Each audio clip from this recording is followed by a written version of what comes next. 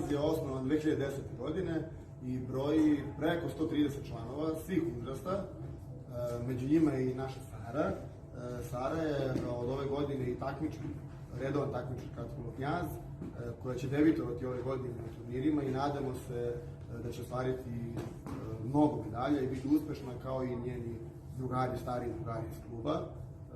Naša najuspešnija sportistkinja je Jovana Treković, koja će ove godine predstavljati Srbiju i naš klub na olimpijskim igrama u Tokiju.